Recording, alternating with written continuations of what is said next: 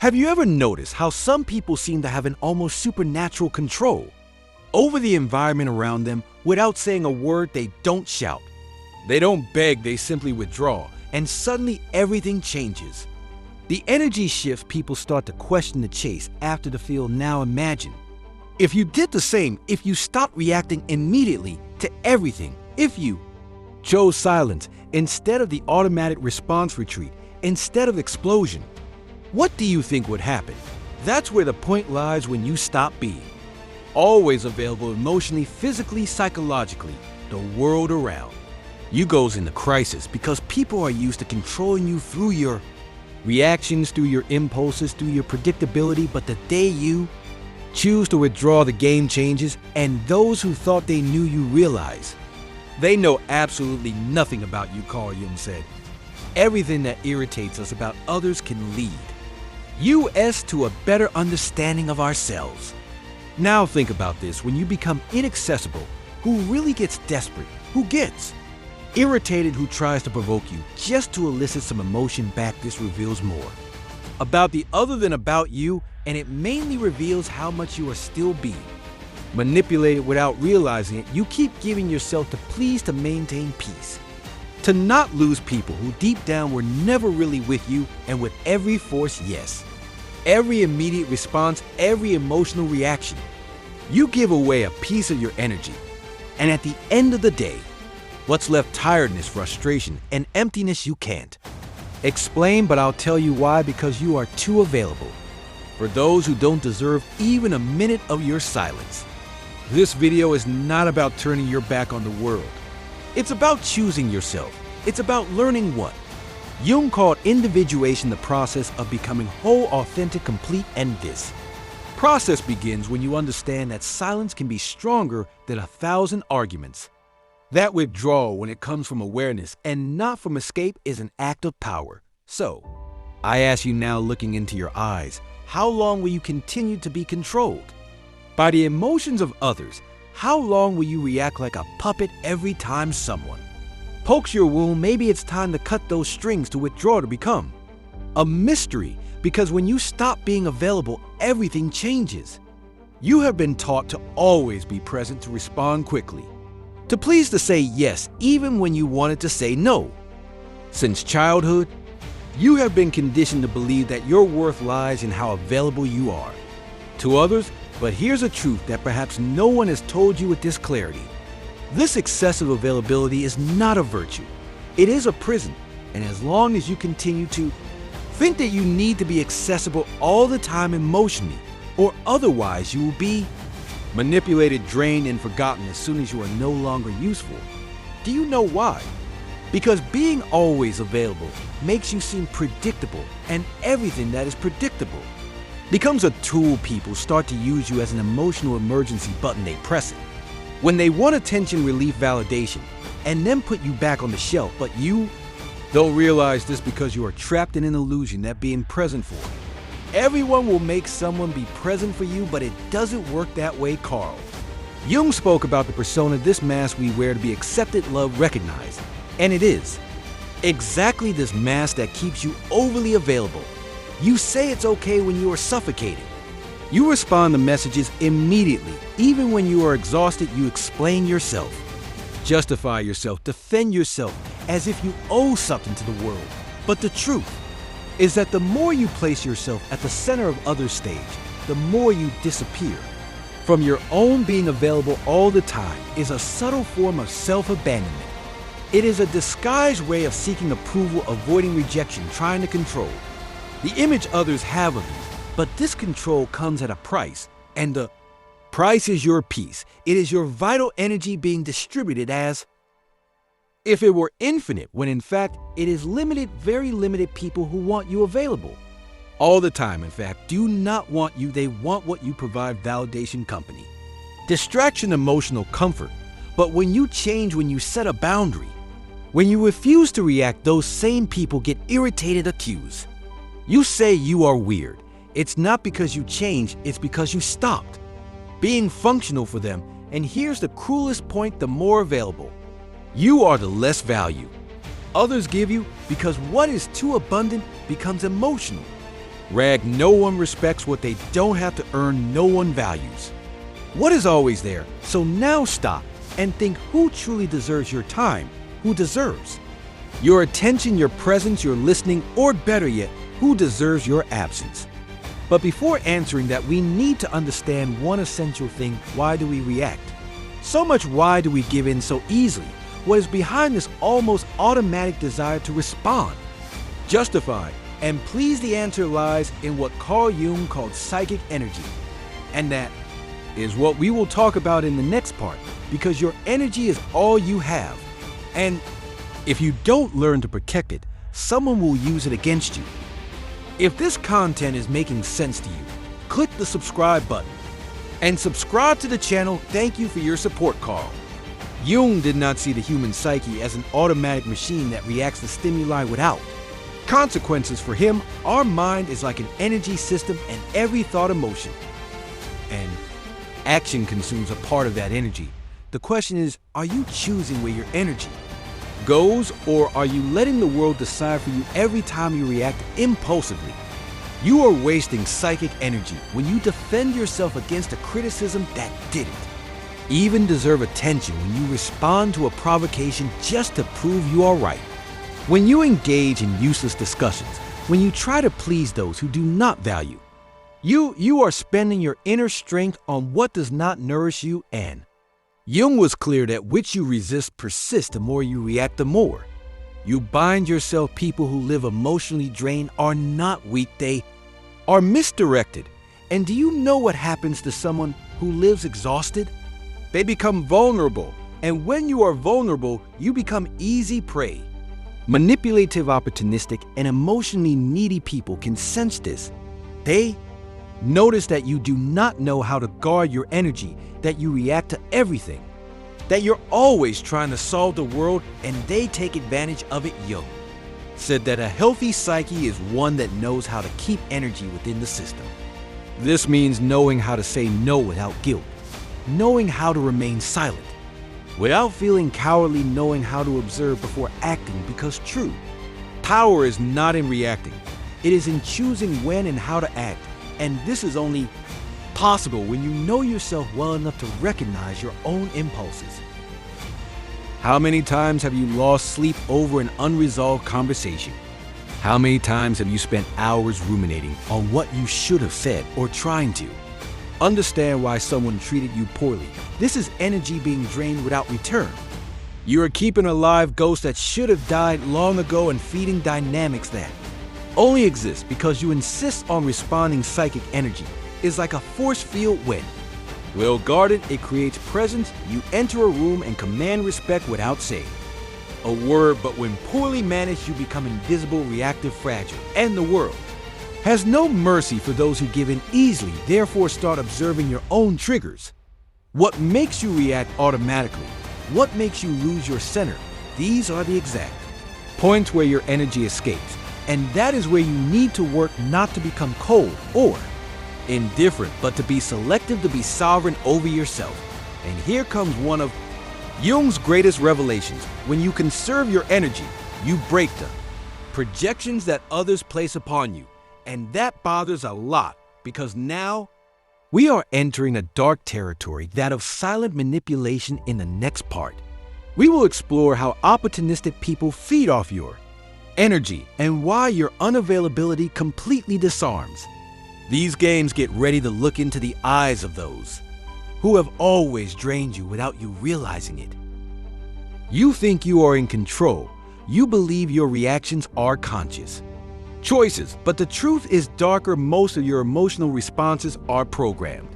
And those who understand this manipulate you easily. Opportunistic people don't need to raise their voices, threaten, or force situations. They just trigger the buttons you've left exposed, and you react always. Carl Jung called this projection the psychological mechanism through which people project onto others what they cannot see in themselves.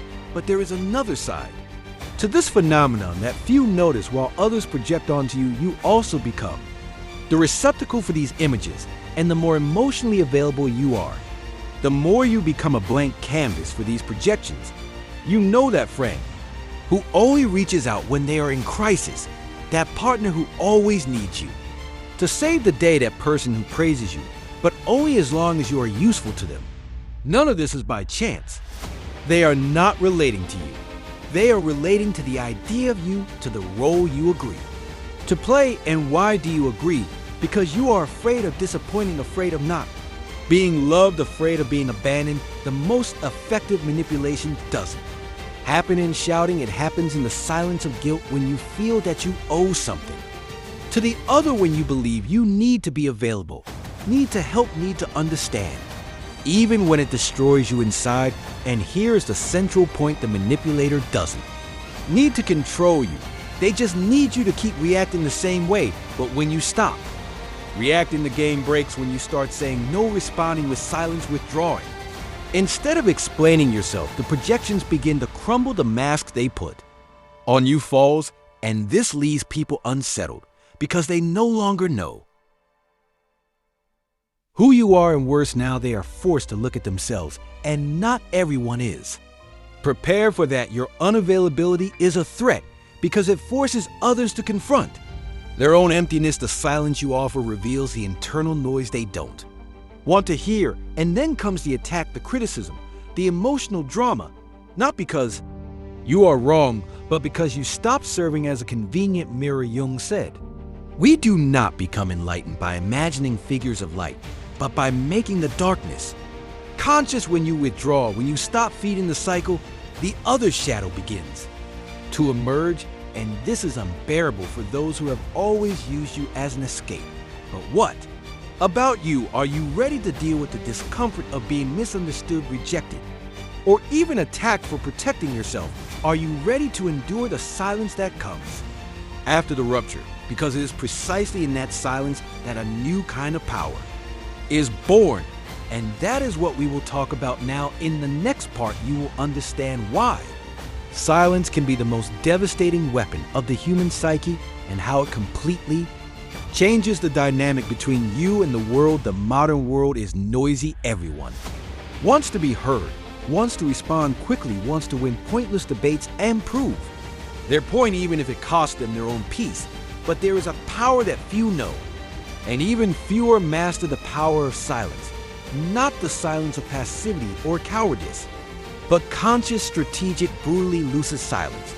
The kind of silence that is not absence, but amplified presence. Jung saw silence not as a void, but as a fertile ground for inner transformation. When you stop reacting, you begin to observe, and by observing, you see patterns that previously went unnoticed. Emotional repetitions, manipulation games, cycles of self-sabotage. Silence allows for lucidity. And lucidity is dangerous for those who live to control you. Have you noticed how some people panic when you don't respond? When you don't explain yourself, when you simply disappear? It's not because they miss you, it's because your silence takes away their narrative control while you speak. You are still in the game, but when you are silent, you change the rules, and that unbalances anyone who thrives on your reaction. True silence is not the absence of voice. It is mastery over one's own energy. It is the refusal to be dragged down by someone else's emotions. It is the conscious choice not to engage in battles that are not worth your wear. Jung said, that individuation, the process of becoming who you truly are, requires this distancing. Because only in silence can you listen to yourself without the world's interference. But don't be fooled. Silence has a price. It will distance you from people who only value you for the role you played. It will make you incomprehensible to those who only saw you through their own projections. It will make you seem cold, distant, arrogant. But all of this is a reaction from those who never wanted to deal with your depth, only with your utility. And here is the hard truth. The more you mature, the more selective you become with your words, because you understand that each sentence is an energetic investment, and not everyone deserves access to your truth. Sometimes silence is not retreat. It is sovereignty. It is the language of those who no longer need to prove anything to anyone. Silence is uncomfortable because it forces the other to deal with their own thoughts, with their own internal noise. And this discomfort reveals more about them than any argument of yours could. Reveal you don't need to explain your absence. It explains itself, and those who feel threatened by it reveal how much they depended on your imbalance to maintain their own. Control, but the most powerful silence is not the one that disturbs the other, it is the silence that reconstructs you from within, the silence that connects you to something. Beyond external approval, it is in this internal space free from others' demands that you begin to recover your vital energy to reconnect with your essence. And this is precisely what we will talk about in the next part, because it's not enough to just cut out external noise. You need to relearn how to use your energy consciously, to choose where it goes, where it stays, and most importantly, where it should never be wasted. It's time to learn to be selective with your own soul if you're in the process of reclaiming your energy and setting boundaries. You'll find real value in my book, Beyond the Shadow. It breaks down Jung's most important ideas and gives you tools to protect your energy, set boundaries, and reconnect with your true self. Link is in the pinned comment.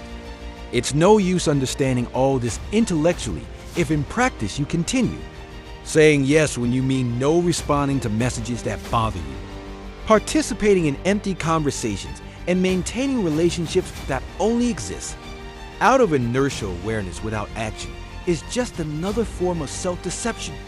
True transformation begins when you firmly decide to become selective, and this requires emotional discipline. Conscious unavailability is not about being cold, arrogant, or indifferent.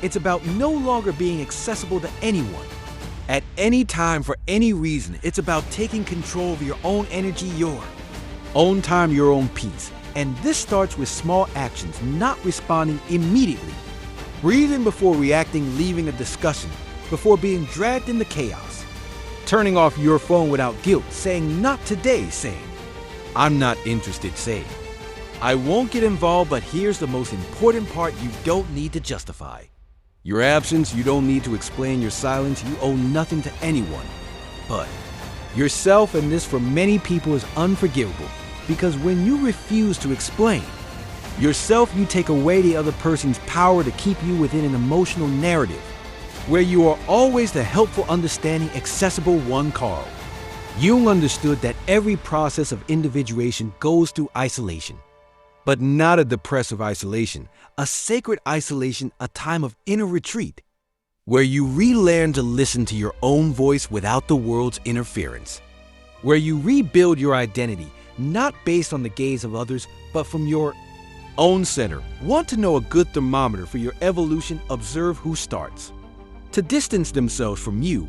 When you become more reserved, observe who tries to provoke you. When you stop reacting, observe who accuses you of having change. When you finally start to protect yourself, these are not signs that you are wrong. They are proof that you have begun to free yourself. Being unavailable is uncomfortable. At first, you will feel guilty. You will think you are being selfish. You will hear that you are being too harsh. But this is part of the deconstruction process. You have spent your life being conditioned to put yourself second. It's natural that change causes discomfort, not only in you, but in everyone who benefited from your old version. Conscious unavailability is the foundation of self-determination. When you say no to the world, you are saying yes to yourself. When you withdraw from a toxic environment, you are reaffirming that your peace is worth more than any false connection. And when you stop explaining yourself, you begin to be respected, even if it's by few. But not everyone is ready for this type of presence, because your emotional absence will expose wounds they do not want to face. It will reveal how much they depended on your emotional chaos to feel in control. And it is at this moment that the rupture comes, and with the rupture comes the pain, the loneliness, the estrangement, the feeling that you are losing something, when in fact you are just freeing yourself. But what happens after that? What comes after? The distancing, what is born from the silence in the last part. We will talk about this, about the rebirth that only happens when you have the courage to be misunderstood, to be alone, and to become whole on your own. It's time to understand why the loneliness of the strong is the path to true freedom. When you stop being available to everyone, something profound begins to happen. First comes the silence, an uncomfortable silence that seems to scream inside. You wonder if you did the right thing, if you are being too harsh. If you are losing people who liked you, but gradually this silence transforms and begins. To cleanse, to calm, to heal, and then comes solitude, but not the solitude of absence. It is the solitude of total presence, your own, the solitude of the strong, the solitude of one who no longer betrays themselves to keep others close, and in that space where there was once confusion, clarity enters. Where there was once anxiety, peace enters. Where there was once neediness, a new kind of strength enters, the strength of being whole within. Yourself, Carl Jung said that the process of individuation, becoming who you really are, requires you to distance yourself from the collective, that you disidentify from the mask, that you walk alone for a while, and that is exactly what you are doing when you decide to become unavailable. You are not fleeing the world, you are returning to yourself. It is at this point that you stop being a reactor and become a creator. You cease to be shaped by circumstances and begin to shape your reality from within. The people who feel uncomfortable with your absence, they reveal that they never wanted you, they wanted the role you played, and now that you no longer fit, they don't know what to do with you. And that is liberating. You will lose people, but you will find yourself. You will distance yourself from places, but you will reconnect with your essence. You will become misunderstood, but finally you will begin to be respected, because when you are no longer available for anything, you become valuable, rare, unforgettable. And don't be fooled, this is a rebirth. A new beginning, the start of a life where you are no longer available for emotional crumbs, from mind games, for voids disguised as affection. Now you only accept what resonates with your peace, with your truth, with your wholeness. And if you have made it this far, it's because a part of you is already ready for this new path. A part of you has already understood that being loved means nothing if with that you have to abandon yourself, and that true self-love begins when you choose yourself, even if it costs you to be alone for a while. Now tell me in the comments, are you ready to be misunderstood, rejected, or even hated in the name of your inner freedom? Are you willing to pay the price of being you? If this message touched you, if it made sense, write in the comments. I choose my peace. Let's see how many here are ready for this transition. And don't forget, keep watching the next video. It's important much more than you imagine. See you there.